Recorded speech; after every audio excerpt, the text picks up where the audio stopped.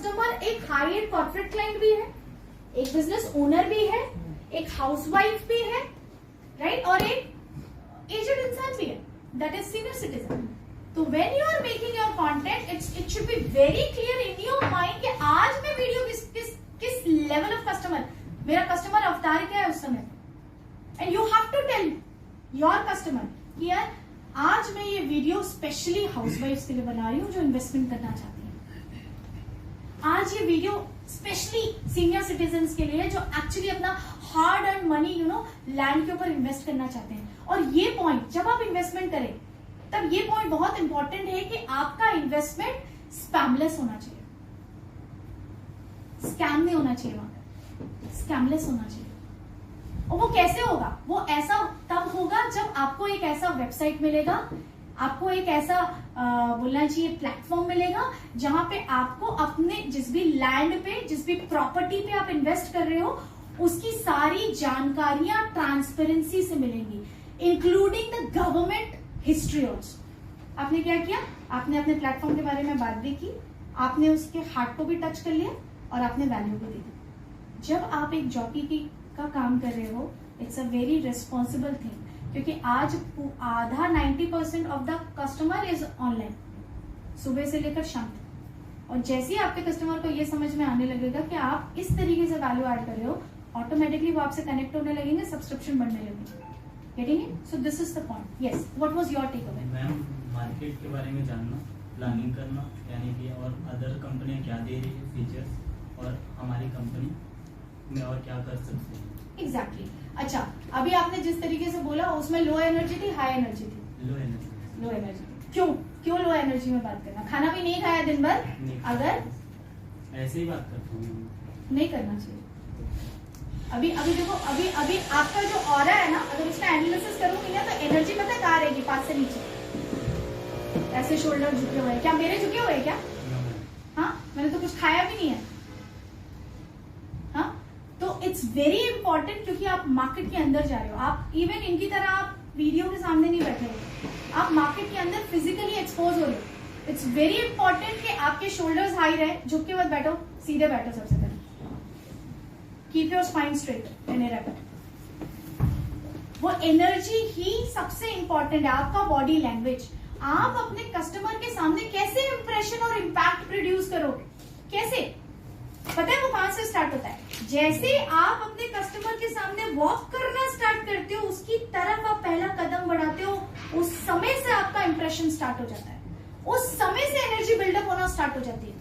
तो अभी एकदम धीरे धीरे झूलते हुए कस्टमर के सामने जाओगे और उसके बाद फिर बात करना शुरू करोगे, वो भी इतनी लो एनर्जी में, क्या लगता है कितना क्लोजिंग अपन कर पाएंगे? क्लोजिंग तो छोड़ दो, इम्पैक्ट कितना डाल पाएंगे? क्या आपको ये नहीं लगता है कि एक बार आपसे कोई बात कर ले तो फिर उसका मन बार बार आपसे बात करने का करे? ऐसा कुछ करना चाहिए हमको, राइट? तो उसको करने का फर्स्ट स्टेप क्या है? अपने आप को ठीक करना. Exactly. Body language, energy level, pitch को इतना हाई रखो कि सामने वाले की पिच तुमसे हाई ना हो पाए. Very important.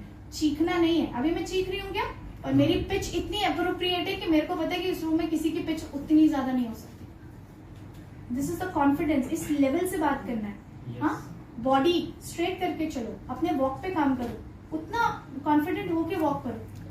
Getting it? क्योंकि वॉक अच्छी होगी तो टॉक भी अच्छी होगी. As simple as that. Amitabh Bachchan का dialogue. Walk English, I can talk English. Talk English, walk English, I can do everything in English. Getting it? Because English is very funny language. Very funny language. तो ये चीज English में कब बात करेंगे आप लोग? हाँ, अभी नया आया ना इंस्टाग्राम में. हाँ, तो वही चीज है, अपनी बॉडी लैंग्वेज पे काम करना बहुत जरूरी है. ठीक है? नेक्स्ट टाइम जब मिलोगे तो ऐसे बात मत करना. यस, यू बता चुका था मैं. टेक अवे बाबा, बताओ. अब जो बता दिया वो तो मुझे याद नहीं है. कुछ नई कहानी बताओ. नहीं, ये है कि मैम जैसे अभी तक आपने इतनी स्ट्रेटेजीज बता दी है, लेकिन एक चीज है कि हर चीज हमेशा सिचुएशन एक जैसा नहीं रहेगा कि मैं अपना जो भी स्ट्रेटेजी बनाया हूँ वो चेंज नहीं करूँगा. मैं अपनी स्ट्रेटेजीज चेंज करूंगा. जैसे सर ने कहा एक पिच है, अपनी पिच वही रहेगी, पर बार बार वो चीज चेंजेस करनी पड़ेगी मेरे को फ्रीक्वेंसी के साथ. अच्छा, ये स्ट्रेटेजी में जो चेंजेस हम करते हैं ऑब्वियसली वेरी इंपॉर्टेंट, क्योंकि मार्केट तो डायनेमिक है, कस्टमर भी डायनेमिक है, उसका माइंडसेट भी डायनेमिक है. राइट? जब हर चीज डायनेमिक है तो स्ट्रैटेजी क्या रिजिड हो सकती है? Not possible. It has to go with the flow.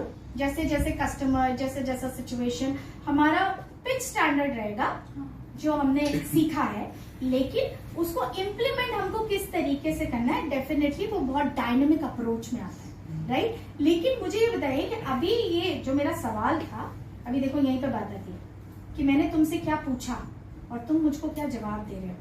इन दोनों में जमीन आसमान का फर्क है.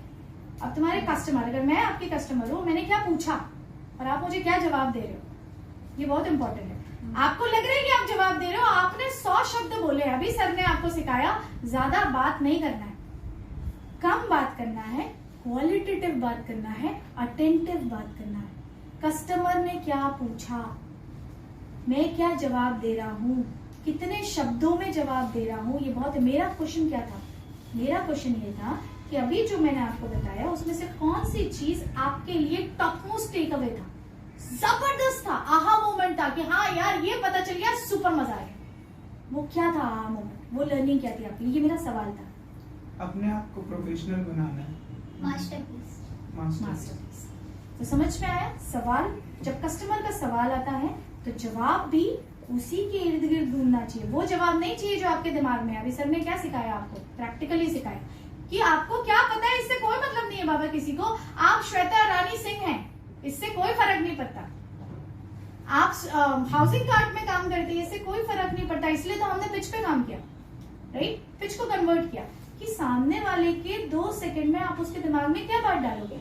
अगर सामने वाला फिर उस चीज को सुन के आपसे सवाल करता है तो आपके लिए वो एक अपॉर्चुनिटी का विंडो है, उसे खोना नहीं है. खो कैसे देते हैं लोग? अब सवाल आया है, अब मुझे मौका मिला है फील्डिंग करने का, अब मुझे जितना नॉलेज है ना मैं सब बता दूंगा उसको. मैं इतनी बातें करूंगा कि कस्टमर को बोलने ही नहीं दूंगा. हाँ, क्योंकि मेरे लिए मौका है, मुझे बताना है कि मेरे ज्ञान की इंद्रियों में कितना ज्ञान भरा हुआ है. उड़े ये उल्टियां करूंगा. That's the point.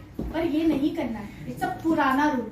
नया रूल क्या है कि कस्टमर का क्वेश्चन सुनना है, जितना स्पेसिफिक कस्टमाइज होके बता सको, कम शब्दों में, straight to the point, jackpot लग जाएगा. Getting it? क्योंकि वो इंप्रेस हो जाएगा. इस तरीके से बात करना. Got it? चलिए आप करिए. Strength ma'am. Strength. Okay, strength analysis.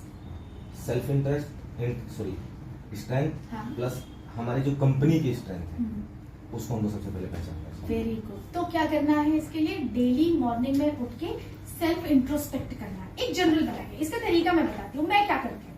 ठीक है? Every single day in the morning I used to get up, I used to write my diary. अगर डायरी कभी एब्सेंट है तो मेरे मोबाइल पे मेरे नोट्स हैं, उसमें मैं लिख लेती हूँ. तो क्या करना है आपको? डेली सुबह उठना है, 15 मिनट का टाइम खुद को देना है. क्या बातें लिखनी है? सबसे पहले ये लिखना है माई टॉप 5 स्ट्रेंथ.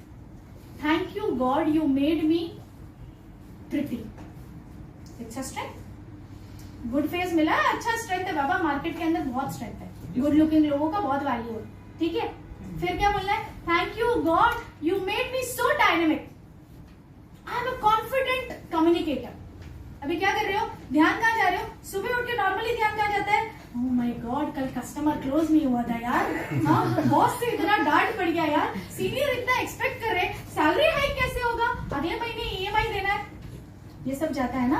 तो यहाँ फोकस नहीं करना है. कहाँ फोकस करना है? स्ट्रेंथ पे फोकस करना है. क्योंकि अभी हमने सीखा कि सुबह का माइंडसेट हमको वो एनर्जी बिल्डअप करके देता है ताकि हमारा पूरा अगला 24 घंटा 20 घंटा जो हम बिताने वाले हैं वो सुपर पावरफुल बीते, सुपर प्रोडक्टिव हो. Getting it? इसीलिए ये स्ट्रेंथ एनालिसिस मॉर्निंग में करना है. तो सुबह हर दिन अपनी डायरी के अंदर 5 चीजें, मेरी 5 स्ट्रेंथ, उसके नीचे मेरी कंपनी की 5 स्ट्रेंथ, उसके नीचे मेरी कंपनी का हायर पर्पस. आपकी कंपनी ऑर्गेनाइजेशन का हाईएस्ट पर्पस क्या है? किसी को मालूम? ये सब काम क्यों कर रहे हैं आपके सीनियर्स या बॉस? ये कंपनी खोला ही क्यों है? कंपनी को क्यों खोला? कंपनी को पैन इंडिया लेवल पे ले जाना है. कंपनी को पैन इंडिया लेवल पे लेके जाना. और हाँ बताओ. हाँ यही है, पैन इंडिया लेवल पे लेके जाना. और किसी का कोई मुद्दा कि आपके बॉस ने इस कंपनी को खोल के आपके हाथों में क्यों दे दिया है कि जाओ बच्चों जाके काम करो? क्या पैन इंडिया लेवल पे लेके जाना यही मुद्दा है? पैसे कमाना, फाइनेंशियली ग्रो करना, क्या यही मुद्दा है?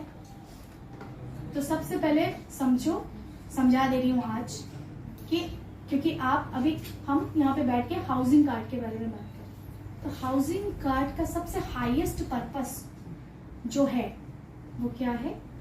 दीज पीपल या आपकी organisation they want to go ahead with a scamless transaction in real estate.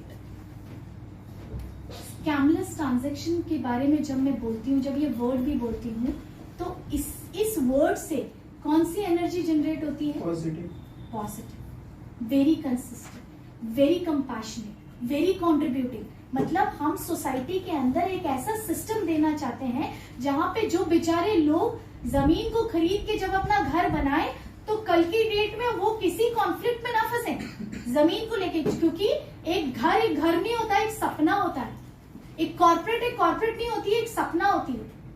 तो आप रेत, गिट्टी, ईटा और पैसों का वहां पे गेम नहीं खेल रहे होते हो, वहां आप इमोशन और सपनों का गेम खेल रहे होते हो। तो आपको ये समझना है कि आपकी ऑर्गेनाइजेशन का हाईएस्ट पर्पस क्या है। हाईएस्ट पर्पस क्या है? To create a environment, a platform common लोगों के बीच में जहां पे स्कैमलेस ट्रांजैक्शन रियल स्टेट के मार्केट के अंदर हो सके, जहां पे अब आज के बाद जब आप लोग मार्केट में काम करें तो किसी के साथ धोखा ना हो, क्योंकि धोखा हो रहा है जी। बहुत धोखा हो रहा है। कोई किसी का रजिस्ट्री पे से नाम मिटा देता है, प्लॉट नंबर मस्त डिलीट मार के 168 था 167 लिख देता है, जाके तुमको चिपका देगा। वो बंदा पैसा दे देगा, रजिस्ट्री करवा लेगा, लैंड का खरीदना बेचना खत्म हो जाएगा। 10 साल के बाद उस आदमी को जब घर बना लिया या अपना कॉर्पोरेट क्रिएट कर लिया, बिल्डिंग खड़ा कर लिया, अब वो दूसरा दावेदार आके खड़ा हो गया। वो कहां तुमको ढूंढेगा?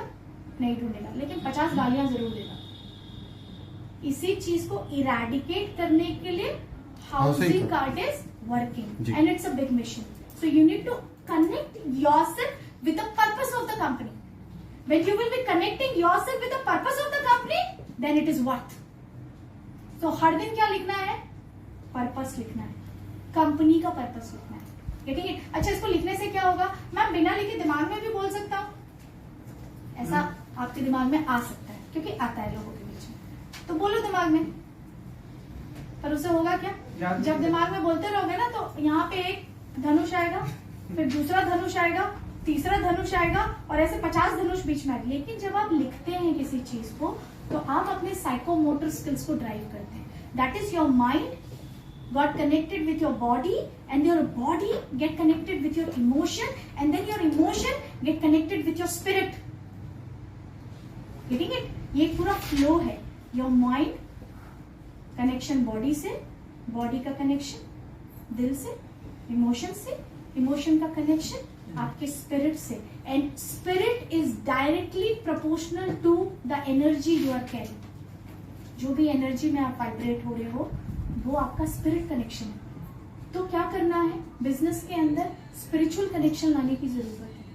अब देखो, अब ये बहुत इंपॉर्टेंट है कि हर दिन आप किस फ्रेमवर्क से किस माइंड के फ्रेमवर्क से काम कर रहे हैं। जो मिलियनेयर्स होते हैं वो किस फ्रेमवर्क से काम करते हैं वो बताऊंगी, और हम जो कॉमन पीपल होते हैं वो किस फ्रेमवर्क से काम करते हैं वो बताऊंगी। And then you have to choose कि आपको किस फ्रेमवर्क से एक्चुअली काम करना है। Because choice is yours. I can not force you to go ahead with anything like that. Okay? So अब आपको ये चीज समझना है कि आप जो एक common people, common executive, common professional है, ठीक है, वो लॉजिक्स पे ज्यादा बिड़ा हुआ है। वो क्या है ना, आज गाड़ी मेरी इसलिए ठुक गई क्योंकि ना मैं वो सोच रहा था, क्योंकि पीछे वाले ना हल्ला कर दिया, क्योंकि मेरे मोबाइल पे ना रिंग आ गई। मतलब आप कहाँ कनेक्टेड हो? लॉजिक्स में फंसे हुए हो।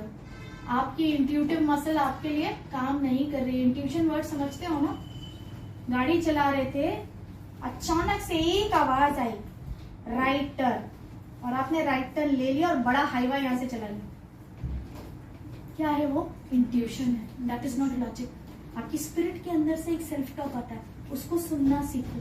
जिंदगी में अगर ये एक चीज डेवलप कर ली ना, क्वेश्चन मत करो, जो चीजें सामने आ रही ना उसको सुनना सीखो, अनसीन को महसूस करना सीखो। अपने आप जिंदगी में कहां से कहां पहुंच जाओगे पता भी नहीं चलेगा। अपॉर्चुनिटीज के दरवाजे खुल जाएंगे। जो कस्टमर आज क्लोज नहीं होता ना, वो धड़ाधड़ क्लोज होने लगे। जब मैं लॉजिक से काम करती थी ना, I was also doing this telecaller job एक टाइम पे अपने बिजनेस के लिए, आज दूसरे लोग करते हैं मेरे लिए।